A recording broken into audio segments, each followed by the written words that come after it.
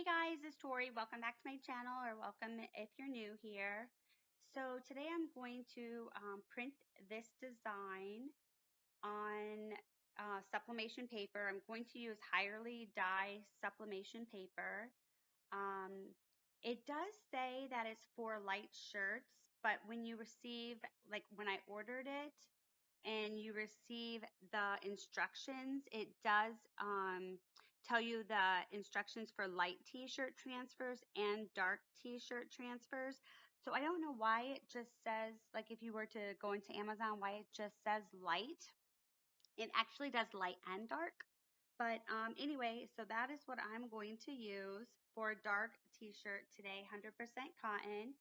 And we are going to go ahead and get started. I have this image as a print and a cut, and I'm going to go ahead and click on make it.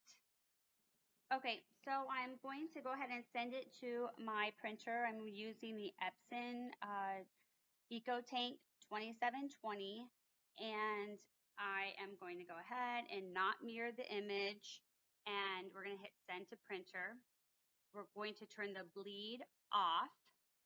And then I'm going to show you something that I do. So when I print to the sublimational printer, that the ink is at its best quality, and it just it shows up much better. So let me go ahead and show you what we're going to do with that before we go ahead and hit print.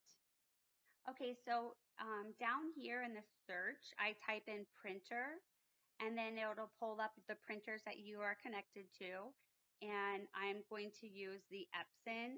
So here you will click on manage. And then from there, we're going to go ahead and click on printing preferences. Okay, so from here, well, actually mine's already defaulted to save since this is on my sublimation printer. So I will show you what I do change. Paper type usually says like plain paper, and I changed mine to premium presentation paper matte. And then quality is usually standard, and I changed mine to high. And then I click on, then you hit OK because you want to save that. Then you go to more options. And here I like to adjust my ink to, like, I just throw it at 10 just so it comes out and looks dark. And I mean, but everyone's is different, so that's how I adjust mine. And then the color mode, I changed to Adobe RGB. It's usually Epson Vivid. And the gamma is usually 1.8, and I change it to 2.8. And then I click OK. Okay, so this just came off the printer, and I'm going to apply it to the Cricut mat and have the Cricut cut it.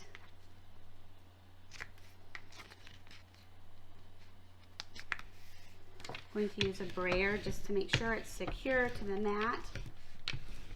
And just remember that if you're new to sublimating, that when it prints, it's not as dark as when you put the iron on it and it activates the heat, and I mean until it activates it and more color pops out. So just kind of want to clarify that.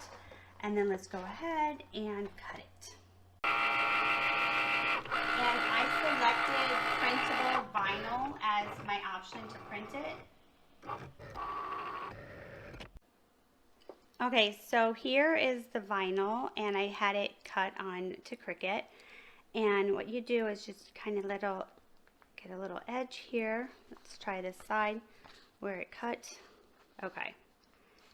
And then this just peels right off. There you go. Okay. So now it just peels right off. And then I'm going to place this on here. And I like to do it like 3 inches from the top. So this is roughly 3 inches. Okay, so now I'm going to place Teflon sheet on top, and I'm going to use the Cricut press. Let me grab it. Okay, and it's at 360 degrees. So I'm going to do that for about 20 seconds and apply pressure. Okay, so I ironed it at 360 and I did 3 minutes. I wanted to correct myself before. It is 3 minutes and I did it at 360, and then I'm going to go ahead and take it off slowly.